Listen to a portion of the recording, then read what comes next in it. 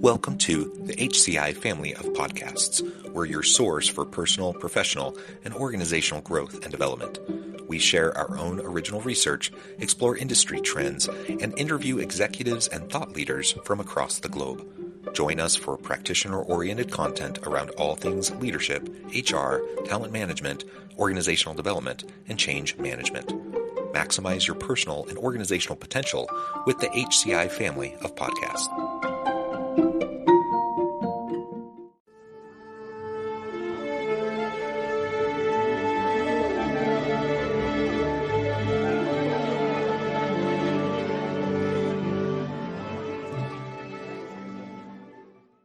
Thomas Sterner, welcome to the conversation today.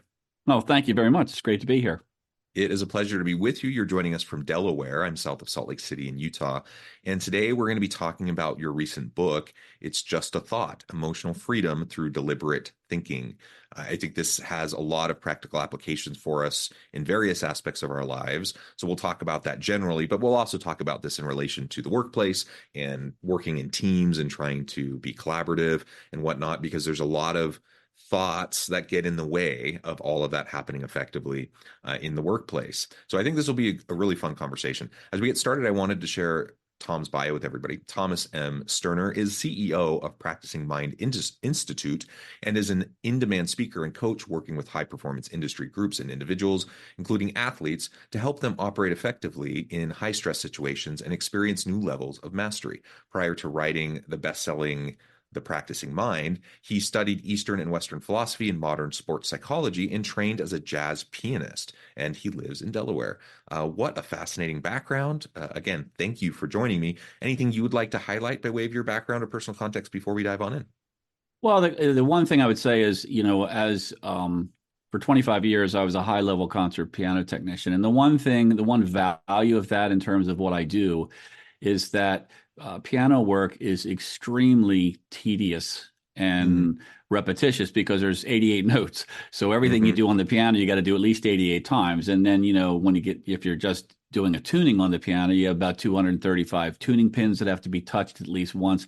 So the value of that for me was in trying to find out how to train my mind to be on a task for hours and hours, because I would, at a very high level, because I was working for the best musicians in the world on a daily basis, and to stay fully engaged in the process and not feel like, oh my gosh, I can't stand this. When is it going to be done? And I mean, actually to enjoy the process of doing that.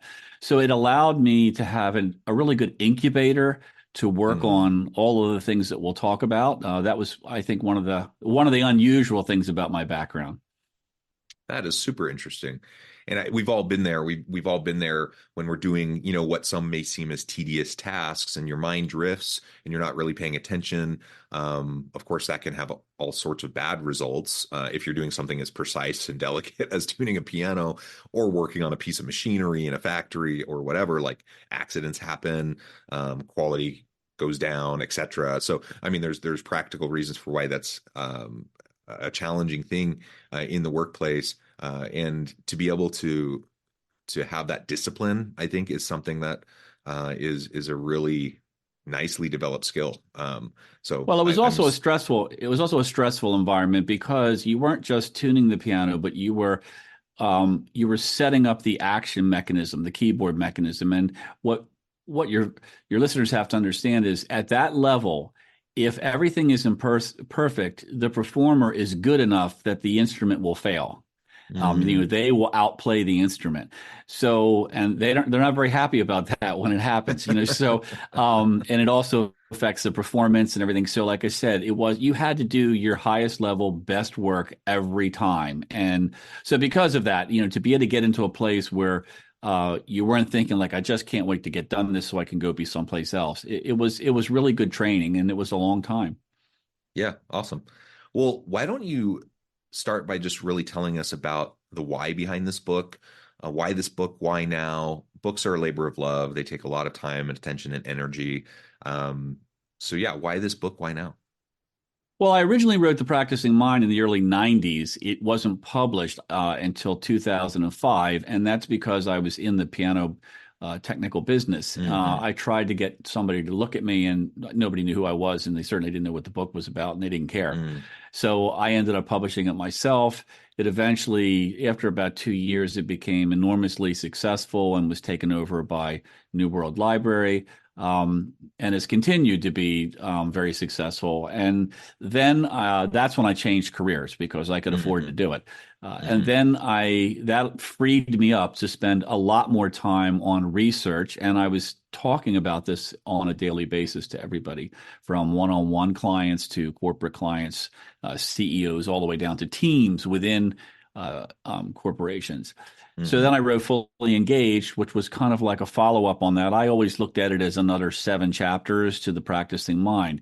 Hmm. It's Just a Thought was really something different because much of the information that is in It's Just a Thought wasn't even around when I wrote The Hmm. Practicing Mind. We have made such tremendous strides in understanding through, not just sports psychology, but neuroscience and everything. Right. We can measure thought, electromagnetic energy and everything. We know when you think there is something that actually goes out of you. Like we know this. It's not. We also really have a good understanding of the subconscious mind and how it works. And so I really began to see that our thoughts are not as private as we once thought that they were. Mm. The thoughts are the energy is going out, the emotional energy that's in it is going outside of us. Our body has a neurosystem in the heart through heart math that is set up to read that information and understand it. And there's all this stuff that's going on around us and is impacting us, and that we're impacting it. And if you don't know that, you become a victim of it. It's a system that is running 24/7, and you can either use the system or be used by the system. So it was really, really fascinating, to me, and I just dove into it farther and farther and continue to. And that was when I realized that, look, you freedom comes through deliberate thinking, and most of the time we are not deliberate thinking; we're being Hmm. thought. And so we need to understand what it feels like to be thought versus what it feels like to be the thinker of the thought, and then be able to master that process so that we're in control of what we're experiencing during the day. Yeah, deliberate thinking. The opposite of that is really what we end up doing a lot of times, the automated thinking that just starts to happen. It's why you can get in your car and drive, and then all of a sudden, 10, 15, 20 minutes later, you end up somewhere and you don't even remember how you got there, right? We just have so much kind of rote muscle memory, but also just automated thinking where we just naturally do things without, and our mind wanders. And there's a time and a place for mind wandering, don't get me wrong. But tell us more about the contrast between automated thinking and this deliberative thinking that you're just referring to. Well, if you look at the subconscious, the subconscious is a very elegant recording system, and it's not creative. It doesn't have a sense of humor. It's not critical.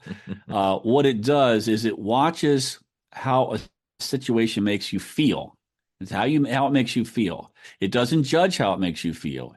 It just correlates the two. And so, if a situation happens and it makes you upset, the subconscious is always trying to make you happy. So what it does is it says, oh, okay, this is how he or she wants to feel when this situation or one similar to it arises. And so it writes a program for it and it stores it on the hard drive. And then the next time something like that happens, it plays it. And after several rotations of this, it habitualizes it. And the reason, we have habits, habits are extremely effective from a cognitive level. In other words, Hmm. they're sort of like they don't take any RAM up because they're automated and there's no decision making in them. They just a trigger happens and they fire off, and then you repeat the habit.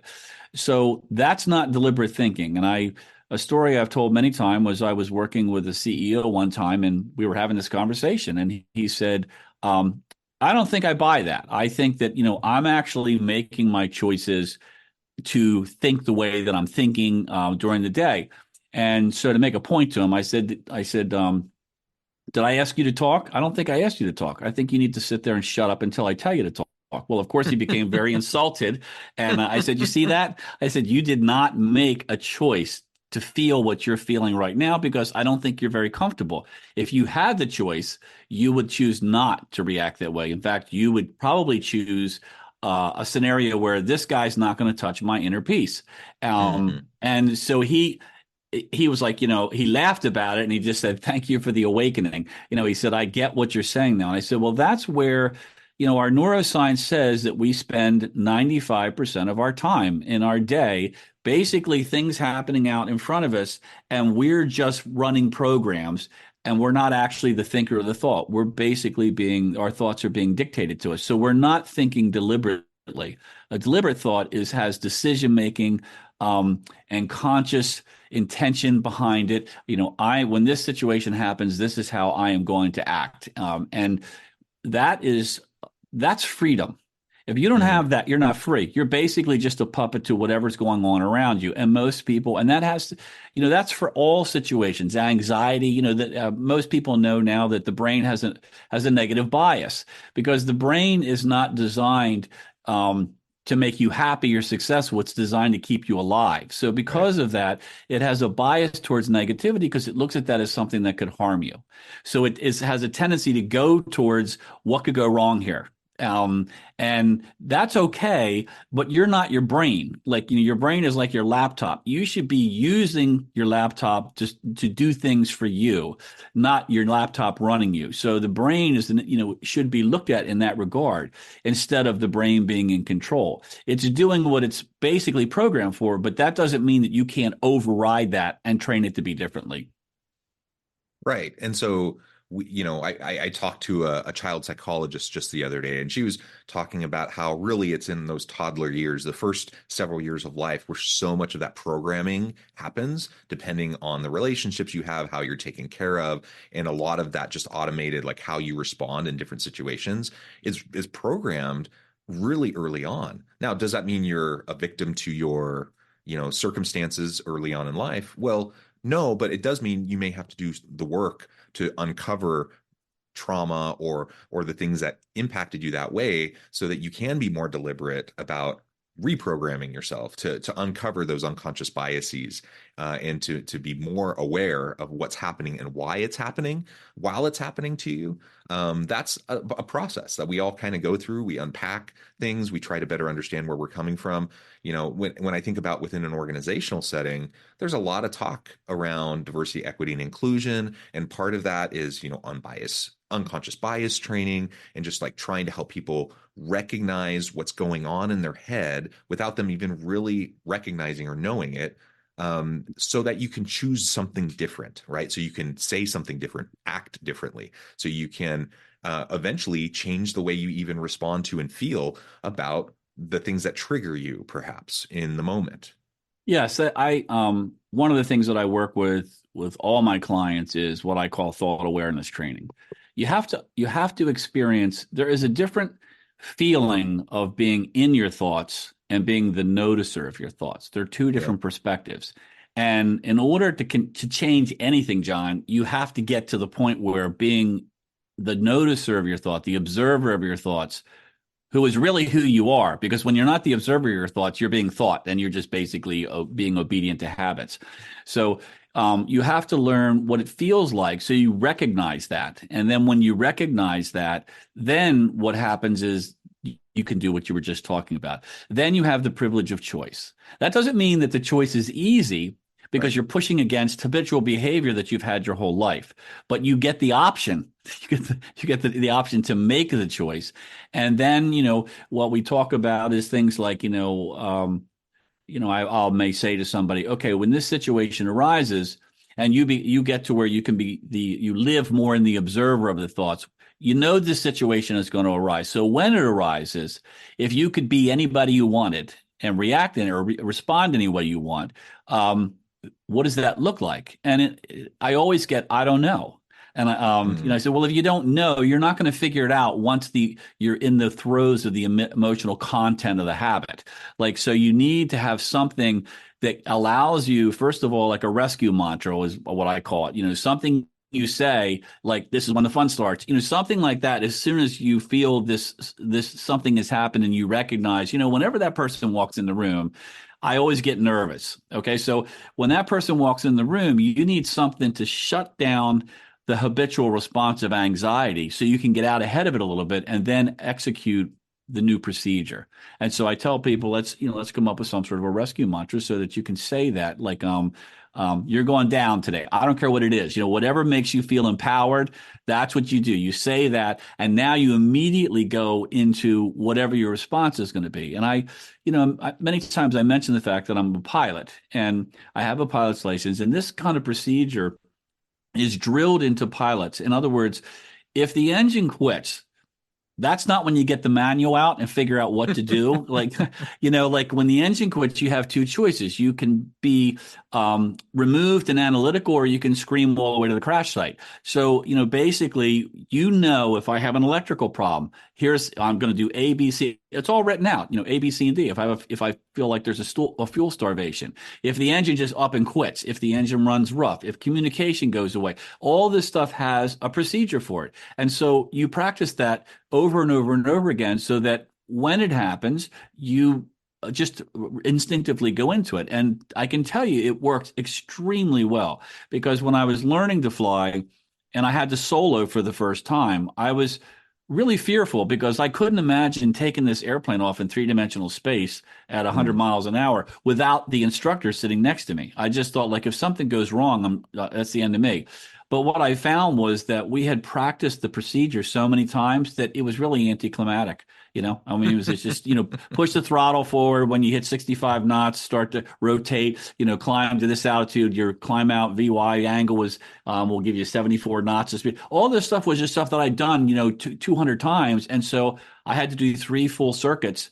And when I did them, I was like, this is like almost boring. Like, this is not scary at all. And that's where you want to get. That's why when you look at Captain Sully landing the airplane on the Hudson, plus he's a glider pilot, and they only get one chance to land. I mean, you don't go around in a glider. So the point is that he had practiced this stuff over and over again. And if you ever listen to the recording of him the transcript of him on that call, I mean, the guy is basically just flatlined.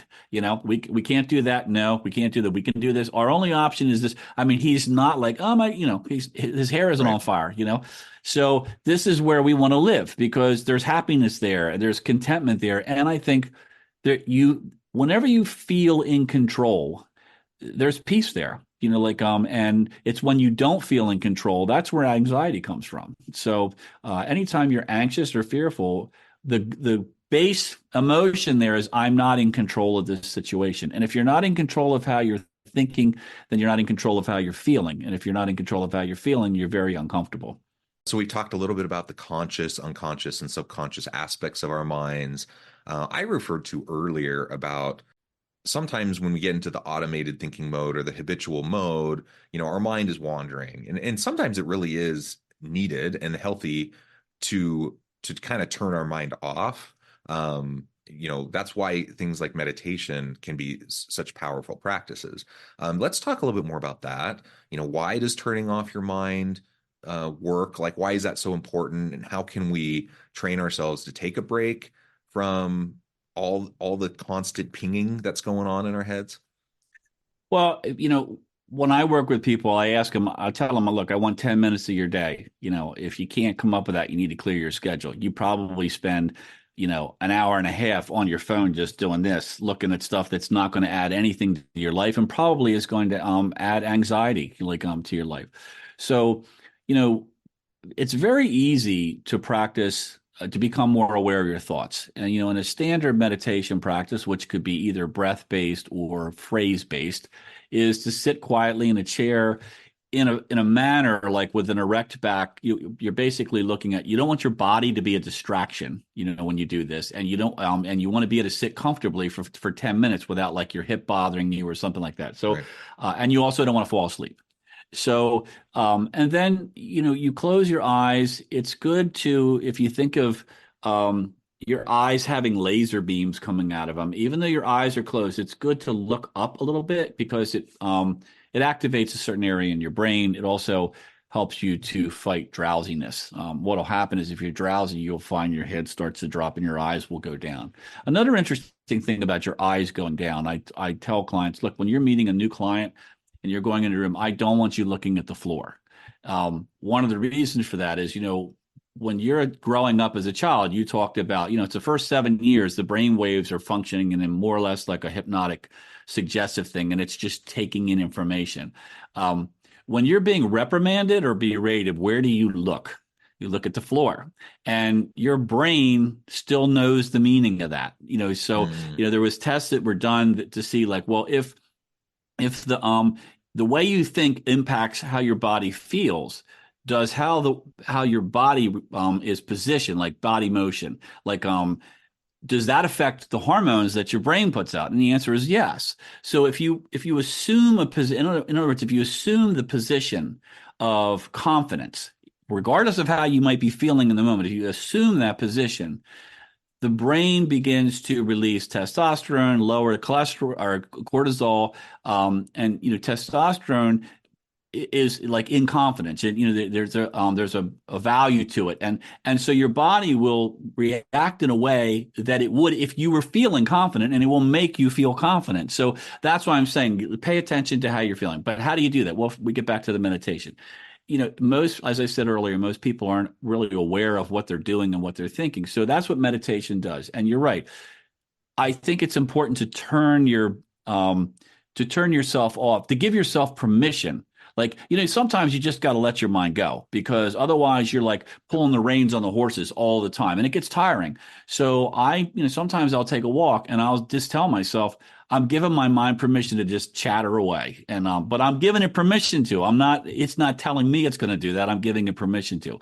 So with the meditation, as I said, you can look up slightly, close your eyes, relax, take some slow, deep breaths. And as you exhale, do a body scan. Most mm, people, and myself included, when they get tense, their shoulders come up. It's a protective position because it's a fight or flight position. So when you exhale, let your shoulders drop and actually feel that, and then begin to either watch your body breathe or say a short phrase like "I am still."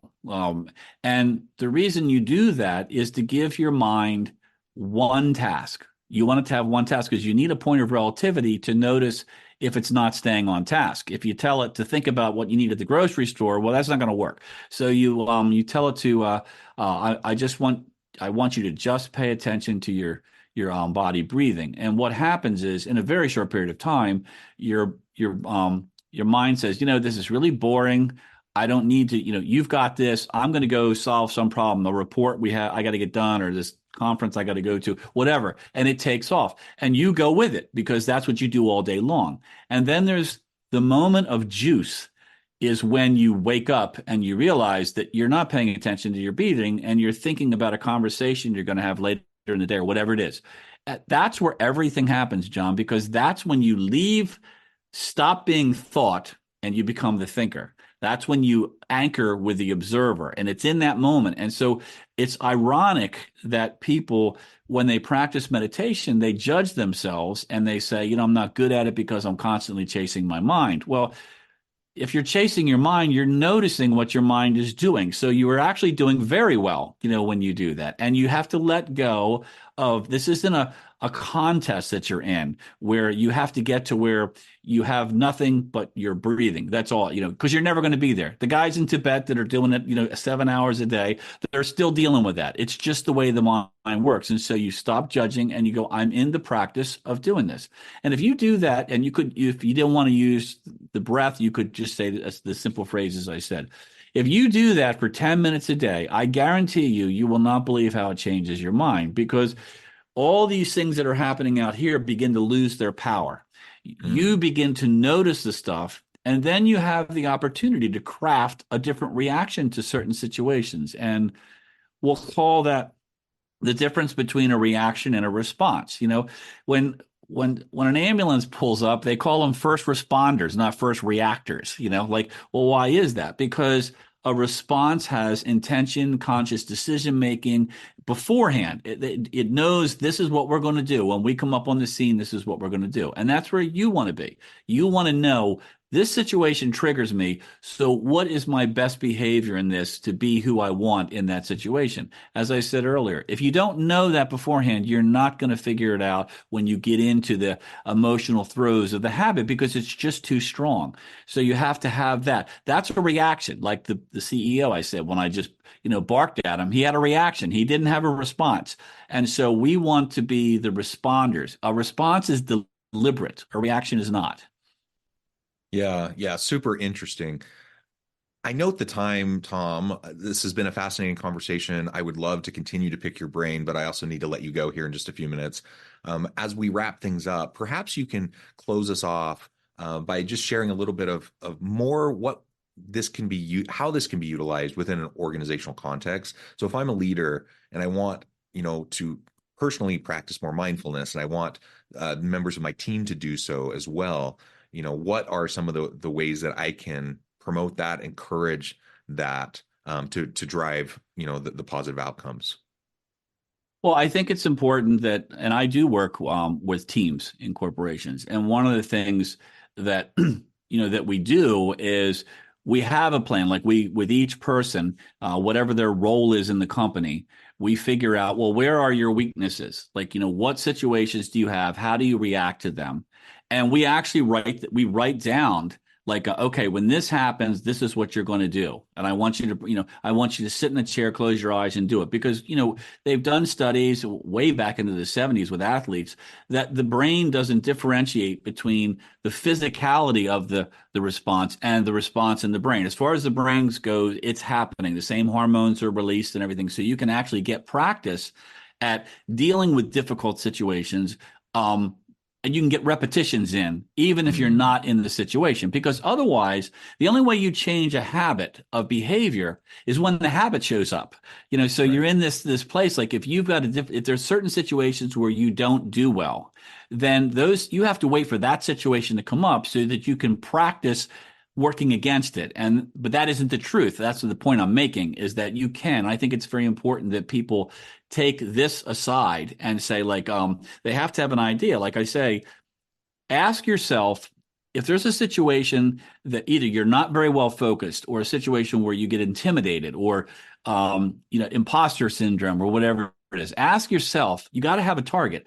If I could be whoever I wanted in that moment when that happens, what does that look like? Who is that? And write it down. You have to, if you write something down, don't just think about it in your head because that's a very abstract area. You have to have total clarity in order to write something out, to articulate it on paper. Write it out so that you have a very firm idea of this is who I want to be in the situation that I feel that I'm weak at. And then create your procedure. When this happens, when I notice it, my rescue mantra is this. And then after I stop the inertia of the thing, then I'm going to move to this, to this, to this. And then afterwards, there's a thing in piloting called aviate, navigate, and communicate. And the reason they say that is aviate, and you can use this in business. Aviate is fly the airplane first. What happens is if there's a problem, people get distracted by, well, what's causing the problem? And they forget to fly the airplane. And the airplane gets into a dangerous attitude, and many times they're killed. So the very first thing you want is an aviate. Like, how am I going to handle this situation? Who do I want to be? You got to have that. Navigate is what action am I going to take that it's going to take me to someplace safe? Like, what is where can I'm looking around, where can I put this airplane down that is my safest path from here? So what is your safest path from this moment? That's the navigate. Communication is in the aviation part, in the airplane part is you don't have to communicate with anybody and tell them, hey, I'm going down. That's the last thing you think about because that really has nothing to do with saving your life. In business, communicating to me is debriefing. Mm, That's when after the cycle is done, you debrief yourself. What worked? What didn't work? What could be improved? Okay. And it's just this in the practicing mind, there's this thing I call do, observe, correct, doc. And that's where we should be in this cycle of just this non-judgmental, total equanimity refinement. Look at what you did. That's the execution. Then observe how the execution unfolds and then make your corrections. Just like a basketball player shooting foul shots. He shoots the shot, that's the do. He observes the ball flight, it's in the hoop, it's off the backboard, it's left or right. Then he makes the correction. And there's no judgment. Judgment has nothing to do all judgment does is erode performance. You get mad at yourself. I should have done this. I can't believe I've tried this 10 times. I should be better at all that conversation and self-talk is not going to make you perform better. It's just going to erode it. So non-judgment is very important. Yeah, very well said, Tom. As we close things out for today, I just wanted to give you a moment to share with the audience how they can connect with you, find out more about your work, where they can find your books.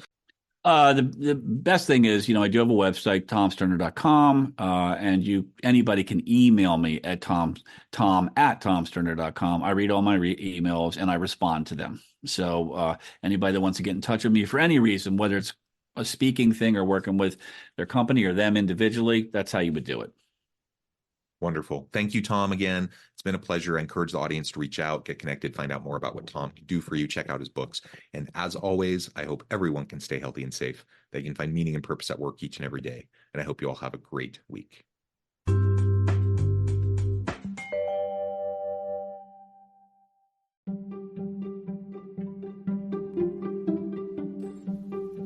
Thanks for joining us for this episode of the podcast. We hope you stay healthy and safe, and please join us again soon.